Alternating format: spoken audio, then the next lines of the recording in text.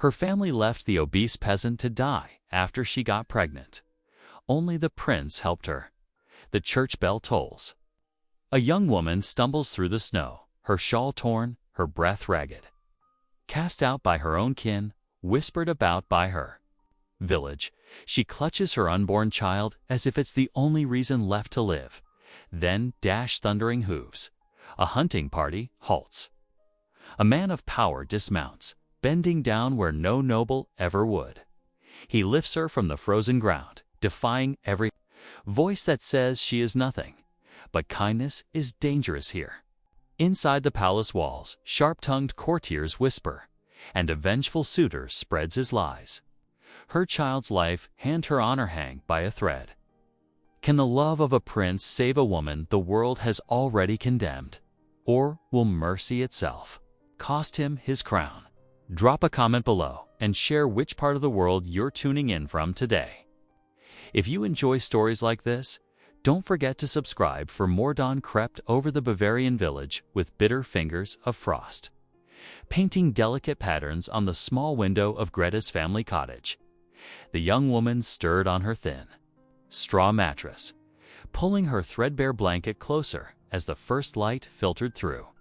Her brother's mocking laughter drifted up from the kitchen below, making her stomach clench with familiar dread. "Look who finally rises," her eldest brother sneered as she descended the narrow stairs. The mattress must be groaning with relief. Greta kept her eyes lowered, moving carefully to the hearth where a meager porridge bubbled. Her mother's sharp intake of breath cut through the morning air like a knife. "Lord have mercy," her mother whispered, making the sign of the cross. "Your condition shows more with each passing day. Have you no shame?" Greta's hands instinctively went to her middle, where her apron no longer lay flat. "The miller's son," she began, her voice trembling. "Hans promised we would wed.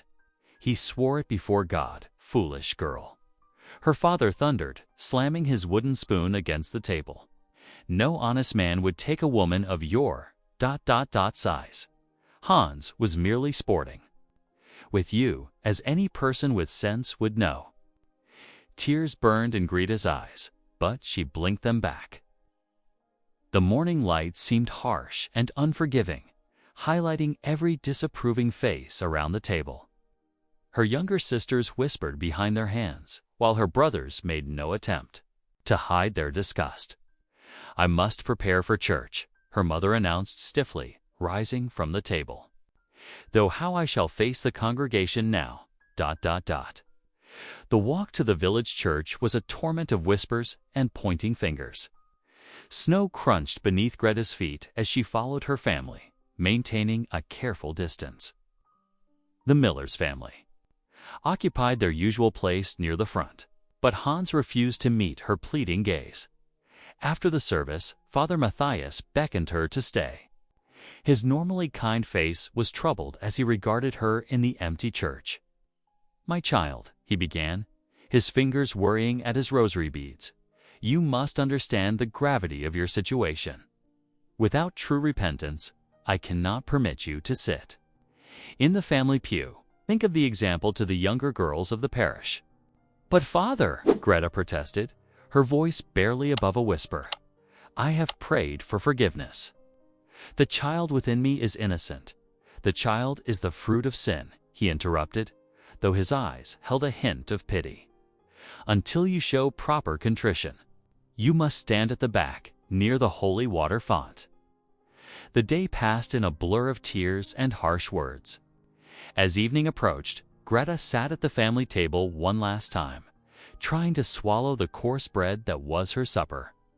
The atmosphere was thick with unspoken accusations and shame. Her father finally broke the silence. "You cannot stay here." His voice was cold as the winter wind. "We are God-fearing people, and you have brought nothing but disgrace upon this house." "Where shall I go?" Greta asked, her heart pounding with fear. Her mother threw a worn shawl at her feet. "That is no longer our concern. Pack what you can carry and be gone before the night bell." With trembling hands, Greta gathered her few possessions into a small bundle, a spare shift, her grandmother's prayer book, and the herbs she used for healing. Her family watched in stony silence as she wrapped herself in the thin shawl. The snow had begun falling again as she stepped out into the gathering dusk. No one called after her, no one offered a word of farewell. The heavy wooden door closed behind her with terrible finality. Greta stumbled along the frozen road, her tears freezing on her cheeks. The village lights grew distant behind her as she pressed forward, one hand protecting her swollen middle, the other clutching her precious bundle. The winter wind cut through her shawl like knives, and hunger gnawed at her belly. As twilight deepened into true darkness, her steps grew more uncertain. The forest loomed ahead, its bare branches reaching toward a steel-gray sky. Greta's legs trembled with exhaustion and cold. Each breath was a struggle in the bitter air. Finally, at the forest's edge, her strength failed her. She collapsed onto her knees in the deepening snow, her bundle falling beside her. Through the growing shadows, she heard the distant sound of hunting horns, their clear notes carrying across the winter-hushed landscape. But she could not rise, could not call out. The snow continued to fall, dusting her shawl with white as the horns drew nearer. The winter wind carried the sound of baying hounds through the darkening forest. Prince Leopold and his hunting party were returning from their day's pursuit of wild boar, their breath forming clouds in the frigid air. The prince rode at the head of the group, his midnight blue cloak dusted with snow, when something caught his dark shape huddled at the forest's edge. "Hold," Leopold called out, raising his gloved hand. The hunting party drew their horses to a halt, the packed snow crunching beneath hooves. Hans, his lead huntsman, spurred forward. "What troubles you, Your Highness?" There, Leopold pointed toward the motionless form half buried in snow. "Someone lies there." Hans squinted through the gathering dusk. "Merely some vagrant, Your Highness. I'll clear the way." He urged his horse forward, raising his riding crop. "Stop." Leopold's command cracked like a whip through the winter air. He dismounted swiftly, his boots sinking into the fresh snow as he approached the figure. It was a young woman, her face pale as the snow around her, her simple dress stretched tight. Across her middle, even in unconsciousness, her arms curved protectively around her swollen belly. "Your Highness," the palace steward, Reinhardt, protested from atop his horse. "We cannot delay. The temperature falls rapidly, and this person, is clearly of no consequence." Leopold ignored him, removing his cloak and draping it over the woman's still form. She breathed still, though barely. "We cannot leave her to freeze." "But Your Highness," Reinhardt's voice grew sharp with disapproval. "To bring such a person to the palace, would you have me leave an expectant mother to die in the snow?" Leopold's quiet words carried an edge of steel. "Bring the carriage forward. She rides with us to the palace." The steward's mouth pressed into a thin line, but he gestured to the coachman. Soon, the hunting party's carriage drew alongside, its wheels creaking in the snow. Two footmen gently lifted Greta's unconscious form inside, Leopold's cloak still wrapped around her. "Take her to the kitchen," Leopold ordered as he remounted his horse. "See that she is warmed and fed." The great palace kitchen blazed with warmth from its massive hearth when Greta's eyes finally fluttered open. She lay on a pallet near the fire, surrounded by the comforting smells of baking bread and herb-seasoned stews. Several scullery maids bustled nearby, their wooden clogs clicking against the stone floor. "She wakes," one of the younger maids whispered, hurrying to Greta's side with a cup of steaming broth. "Where, Greta's voice came out rough and uncertain. "You're in the palace." "Kitchens, dear," an older maid explained, helping Greta sit up. "The prince himself brought you in from the cold." Greta's hand flew to her stomach, relief flooding through her as she felt the familiar movement within. "The prince, deed." Another maid nodded, stirring a pot over the fire. Never seen the steward so sour-faced, but His Highness wouldn't. Hear a word against bringing you in. Said it wasn't Christian to leave you in such weather. Here now, the older maid said, pressing the cup into Greta's trembling hands. Drink this beef broth. It'll warm you proper. Greta sipped carefully, the rich liquid bringing life back to her frozen limbs. The kitchen staff moved around her with gentle efficiency. Someone adding wood to the fire, another laying a warm blanket across her legs. Their kindness, after so many months of scorn, brought tears to her eyes. Now, none of that, the older maid said softly, patting her shoulder. You're safe here. We've made up a cot for you in the servants' quarters. It's not much, but it's warm and dry. Later that night, in the quiet darkness of the servants' quarters, Greta lay on her narrow cot, a single candle casting shadows on the wall. The other servants slept soundly, their steady breathing a comforting reminder that she was no longer alone in the cold. She ran her hands over her rounded belly, feeling the gentle movements of her child within. Thank you, Lord, she whispered, her voice barely disturbing the night air. Thank you for leading us to this place, for showing us mercy when all seemed lost. A tear slid down her cheek as she remembered the kindness in the prince's voice, so different from the cruel words she'd endured in her village. Her child stirred again, as if responding to her touch. Greta smiled in the dim candlelight, her heart full of cautious hope. We are safe for now, little one, she whispered, her words a tender promise in the darkness. The candle flame flickered, casting warm light across her face as she closed her eyes.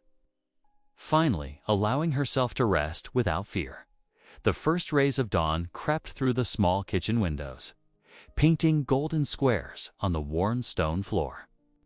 Greta stirred on her humble cot, awakened by the familiar sounds and scents of a kitchen coming to life. The rhythmic thump of dough being kneaded, the crackle of fresh kindling catching fire, and the metallic scrape of spits being turned filled. The air, the warm, yeasty smell of rising bread mingled with wood smoke, making her stomach rumble. She rose carefully, mindful of her condition, and smoothed her borrowed dress. The kitchen servants bustled around her, some offering small nods of acknowledgement. A plump cook named Martha thrust a bowl of porridge into her hands. Eat up, girl. Can't have you fainting again. Greta spooned the warm porridge gratefully, watching the organized chaos around her. When she finished, she approached Martha tentatively. Please, might I help somehow? I know herbs and seasonings for my grandmother. Martha eyed her skeptically, but gestured to a pile of vegetables. Those need sorting for the noon meal. Let's see what you know. As Greta worked, she separated the vegetables with practiced ease, explaining which herbs would complement each dish. Rosemary for the lamb. Time for the root vegetables, she murmured, her fingers moving surely among the greens. My grandmother taught me that marjoram eases stomach troubles, especially for... She trailed off, one hand unconsciously touching her middle. Martha's expression softened. Well now, that's proper knowledge you have there. Here, help me with these herbs for the kitchen garden.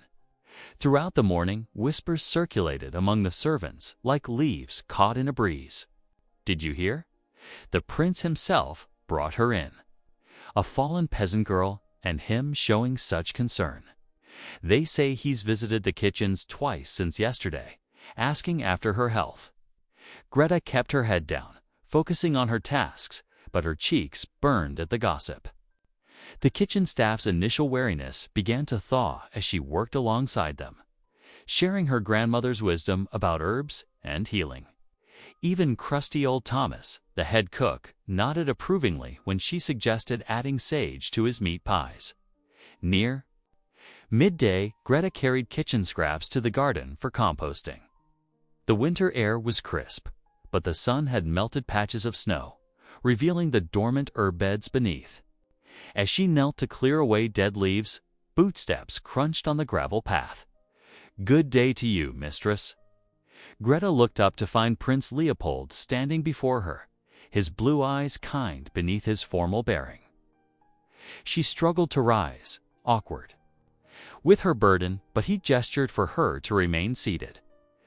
Your Highness, she mumbled, lowering her eyes, I trust you are recovering well. His voice was gentle, nothing like the harsh tones she'd grown accustomed to in recent months. Yes, my Lord, thanks to your great mercy. Greta gathered her courage and lifted her gaze to meet his. Few would have shown such kindness to...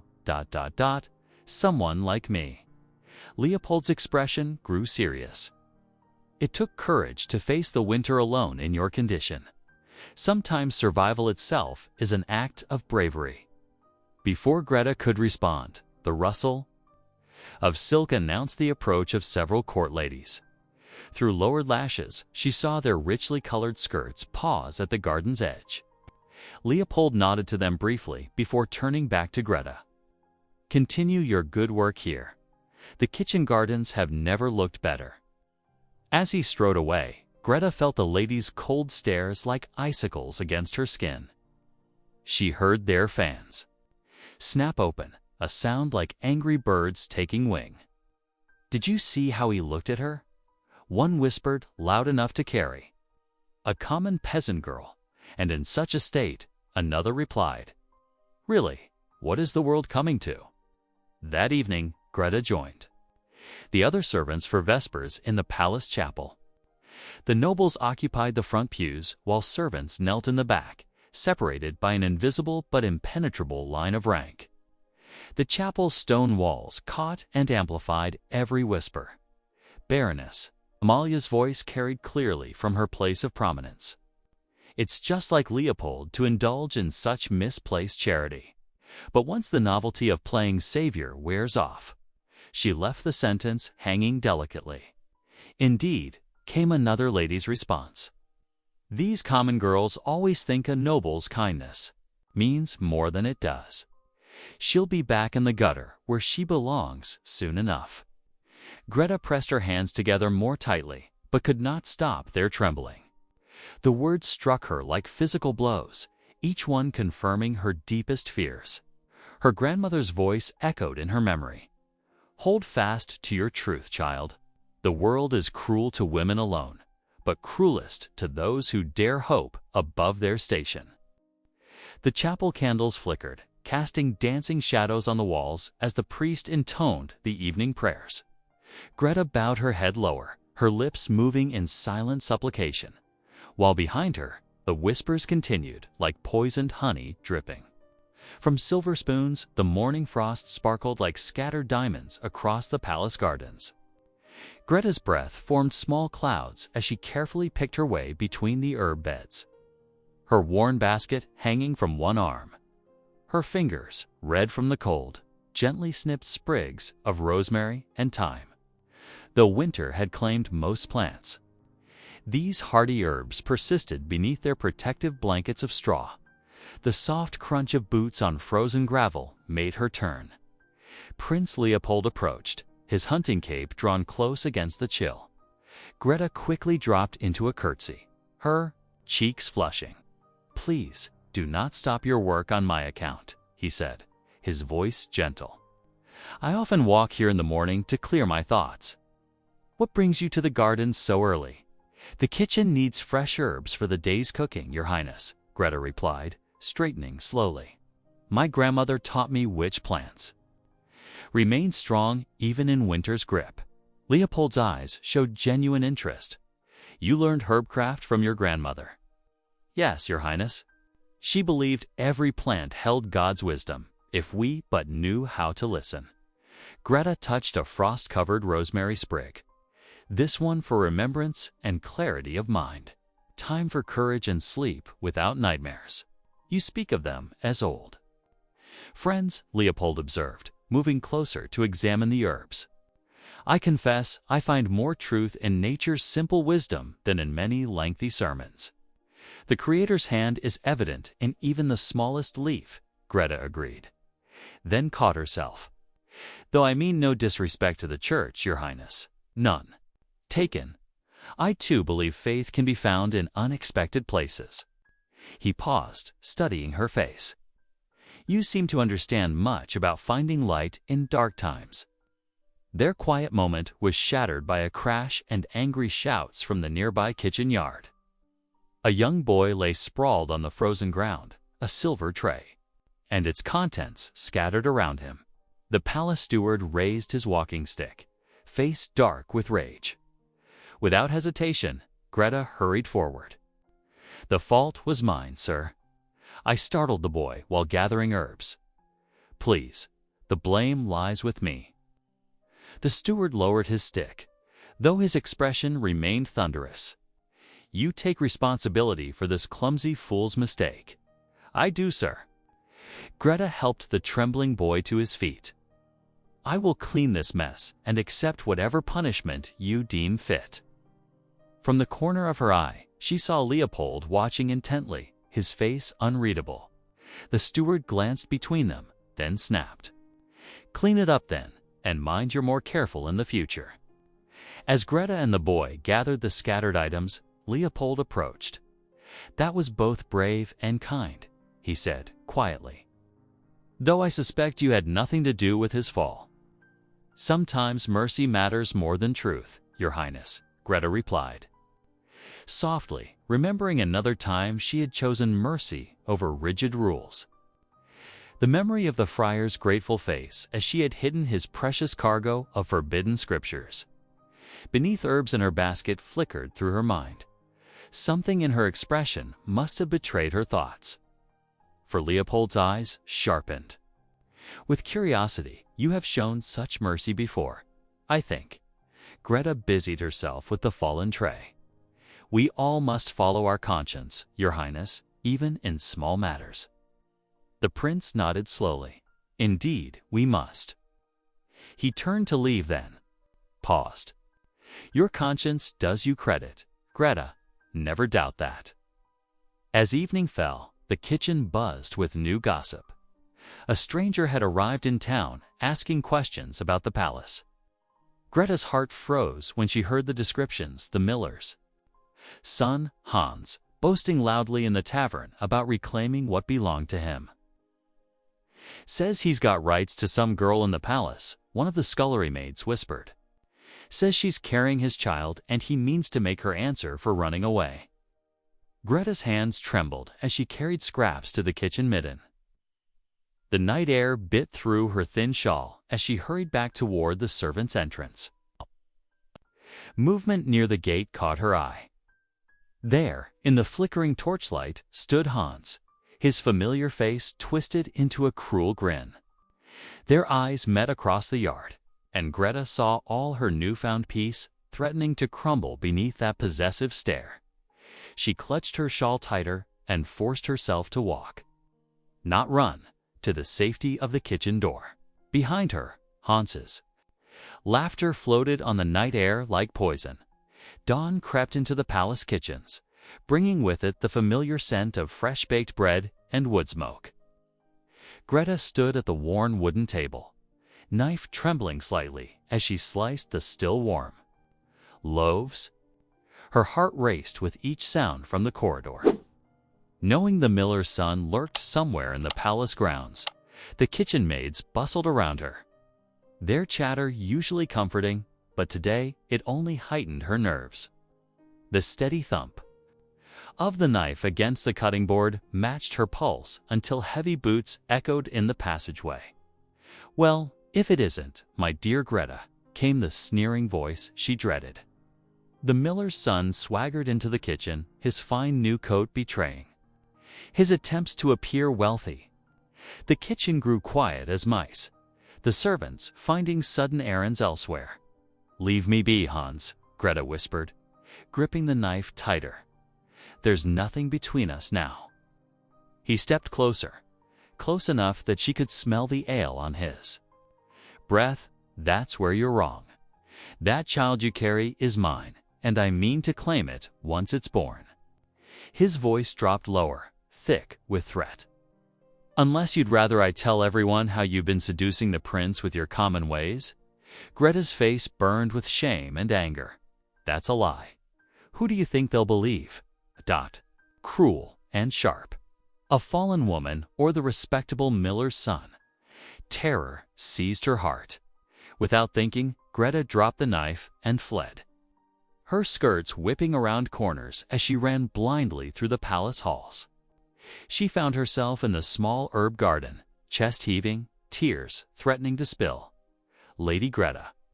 The gentle voice made her start. Prince Leopold stood there, concern etched on his noble features. What troubles you so? The kindness in his eyes undid her composure. Though she tried to maintain proper dignity, the words tumbled out. The miller's son, Hans, he's here.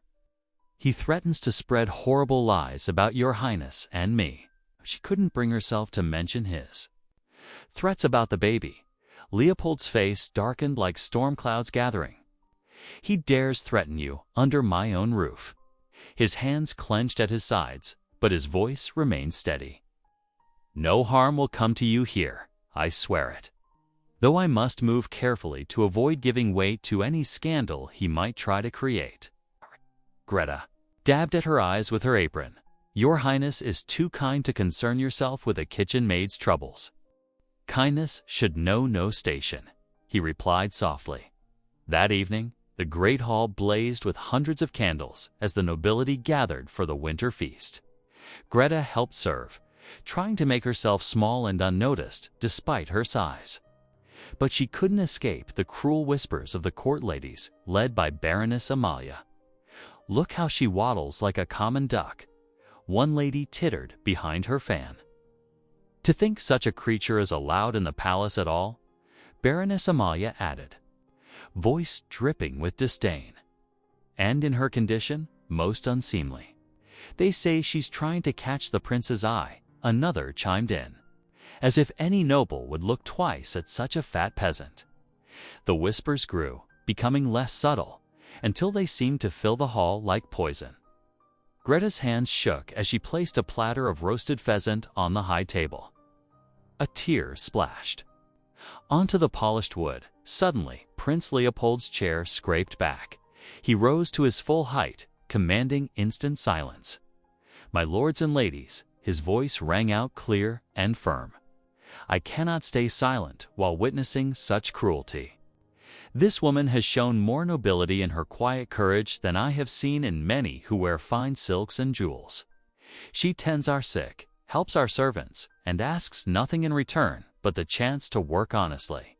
His eyes swept the hall. If any here wish to mock such virtues, perhaps they should examine their own hearts. The silence that followed was absolute. Baroness Amalia's face had gone white with shock. Several ladies studied their plates intently. Even the musicians had stopped playing. Greta couldn't breathe. No one had ever defended her so publicly, so completely. She backed away from the high table, then turned and hurried from the hall, her vision blurring dot in a quiet alcove. She finally let her tears fall freely, not the bitter tears of shame she'd known so often, but tears of wonder. Someone had seen her worth. Someone had stood up and named her worthy of respect. Through her tears, she smiled, one hand resting on her swollen belly. For the first time since being cast out by her family, she felt truly safe. The bitter winds of February howled outside the small chamber where Greta lay in her narrow bed, sweat beading on her brow despite the cold. The ancient midwife, her face carved with worry lines, pressed cool cloths to Greta's forehead as labor pains racked her body. 3 stubby candles guttered in their holders, casting wavering shadows on the stone walls. Breathe, child, the midwife murmured, her weathered hands steady, like the tide, in and out. But Greta could barely hear her over the roaring in her ears as another pain seized her. Hours passed, marked only by the dripping of wax and the changing of cloths. Near midnight, Greta's fever spiked dangerously high. The midwife's face grew grave as she felt Greta's burning skin. Martha, she called to her assistant, fetch my bleeding bowls. The fever must be drawn out, or we may lose them both." Martha scurried to the corner where the midwife's worn leather bag lay. But before she could return, Greta cried out with renewed strength. "No bloodletting," she gasped between pains. "I will endure. My grandmother taught me. Fever can break on its own." The midwife hesitated, bowl in hand, then set it aside. "Very well, child, but if your strength fails." Through the long night they labored, the kitchen servants taking turns to bring fresh water and linens. Some knelt in the corridor, whispering prayers. As the last candle burned low, Greta's cries reached a crescendo. "I see the head," the midwife announced. "One more push, dear heart." With a final tremendous effort, Greta brought her daughter into the world. The babe's first cry was weak, barely more than a kitten's mew, but it was enough to bring tears of joy to every eye in the room. "A girl," the midwife pronounced, quickly wrapping the tiny infant in warm linens. "Small, but she breathes well enough." As Martha cleaned and swaddled the babe, the servants in the hall began to sing softly an old hymn of thanksgiving that soon filled the chamber with its gentle harmony. The sound seemed to soothe the newborn, who settled against Greta's breast with only the softest whimpers. "Look at her perfect little fingers," one of the kitchen maids whispered, peering over Greta's shoulder. "Like rose petals." Before the sun had fully risen, word reached Prince Leopold in his private chambers. Within the hour, 4 strong men carried in a cradle of polished oak, its surface carved with delicate vines and flowers. A small note accompanied it, written in the prince's own hand, "For the newest member of our household. May she grow strong."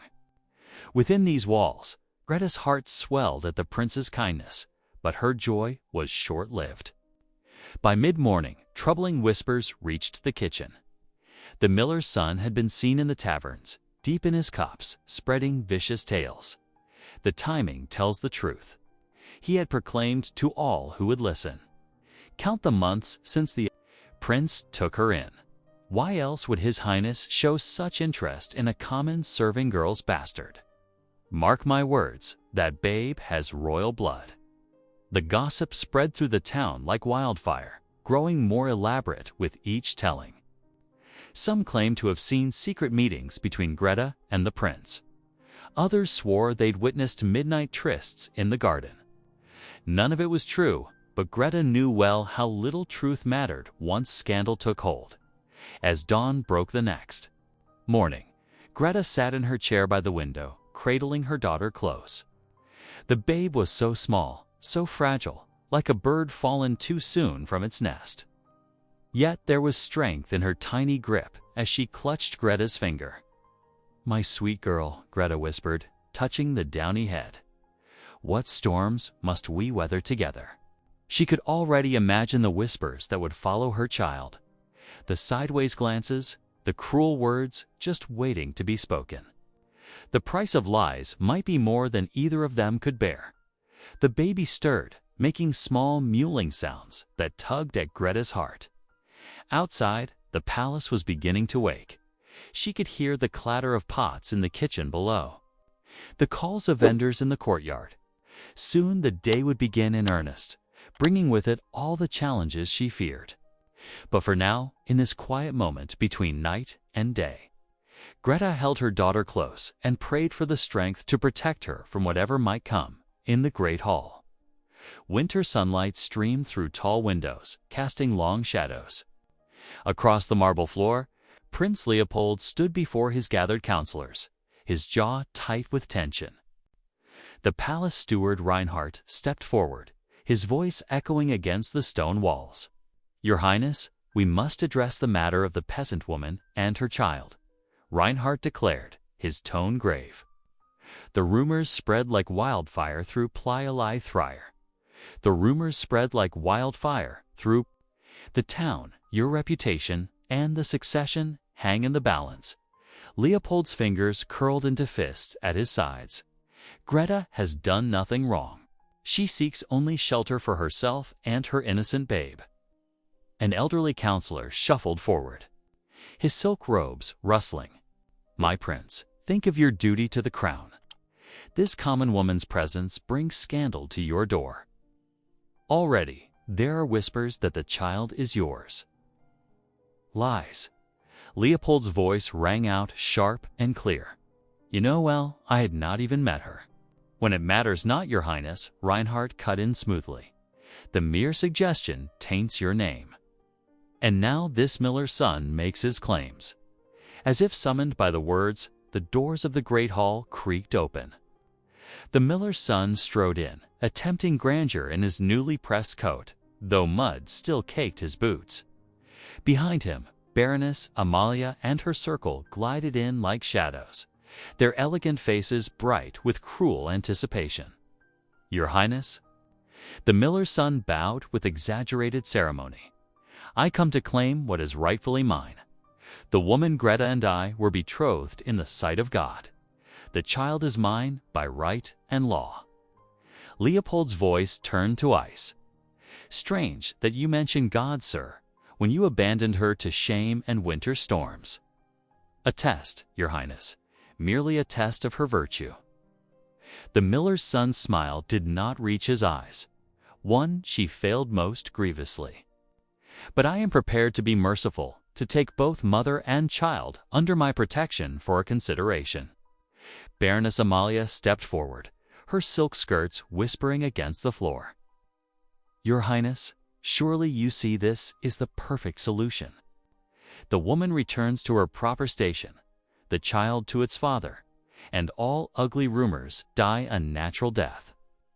Leopold opened his mouth to protest, but the council chamber erupted in voices of agreement. The palace steward raised his hands for silence. "It is decided then. For the good of the crown, the woman must go." He turned to a guard. "Bring her here." Minutes later, Greta stood before them all, her newborn daughter bundled close against her chest. Her face was pale but composed, though her hands trembled slightly as she clutched her child. "You are hereby expelled from the palace grounds," Reinhardt intoned formally. "Your presence has become ... problematic." "You cannot do this." Leopold stepped forward, but two counselors moved to block his path. "Your highness," one murmured, "think of your duty." Greta's eyes met Leopold's across the space between them. "My lord," she said softly, "I thank you for all your kindness. But I will not be the cause of strife between you and your council." The miller's son moved toward her, reaching for the baby, but Greta turned away sharply.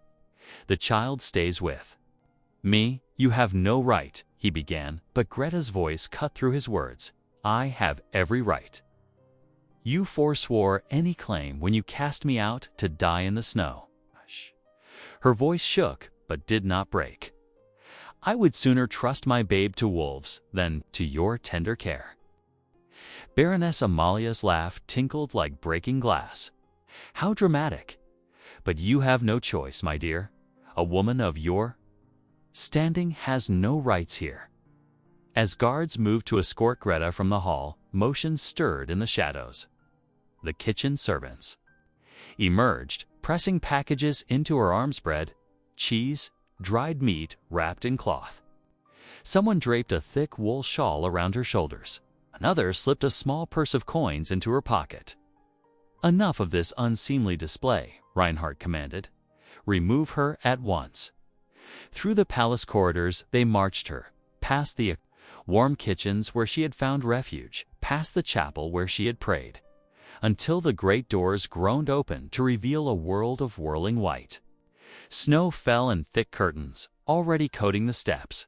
Greta paused at the threshold, adjusting her grip on her daughter. The tiny face was hidden now beneath layers of blankets, protected from the bitter wind that howled around the palace walls. "Out!" commanded the guard, though his voice held a note of reluctance. Greta stepped into the storm. The heavy doors closed behind her with a final boom that was quickly muffled by the falling snow. She began to walk, each step careful on the slippery ground, holding her precious bundle close to her heart. Behind her, the palace disappeared into the swirling white. and the road ahead vanished beneath the mounting drifts. Night descended like a shroud over the village, the storm's fury growing with each passing hour. Greta stumbled through knee-deep snow, her strength finally failing as she reached the church steps. She collapsed against the cold stone, drawing her infant daughter closer to her breast. The child whimpered softly, and Greta used the last of her energy to tuck the blankets more securely around the tiny form. Through the swirling snow, windows glowed with candlelight. Villagers peered out, their faces pale ovals in the darkness. A few doors creaked open, spilling golden light onto the white-blanketed street. "'Tis the disgraced one from the palace," a woman's voice carried on the wind. "She who tried to trap the prince himself." "Hush now," another voice responded. "She's got a babe with her." An elderly woman shuffled forward through the snow, wrapped in a threadbare shawl. She pressed a crust of bread into Greta's trembling hand. "Here, child. It's not much, but mother." A sharp voice cut through the night. "Come away. Will not associate with her kind." Other villagers turned their backs, closing shutters and doors against the sight of the young mother and her child. A few more crumbs and scraps were tossed her way, landing in the snow like bitter offerings. The church bells tolled the late hour there, sound muffled by the storm. Through the curtain of white, the thunder of hoofbeats approached. Prince Leopold appeared like a figure from legend, his dark cloak billowing behind him as he urged his horse through the deepening drifts. His face was drawn with worry and determination. "Your Highness?" Several villagers dropped into hasty bows. "In such weather, where is she?" Leopold's voice cut through the storm. His eyes found Greta huddled on the church steps, and he swung down from his mount in one fluid motion. "Dear God, you're half frozen." Without hesitation, he gathered Greta and her child into his arms. She was too weak to protest, her head falling against his shoulder as he carried them toward the church doors. "Open them," he commanded.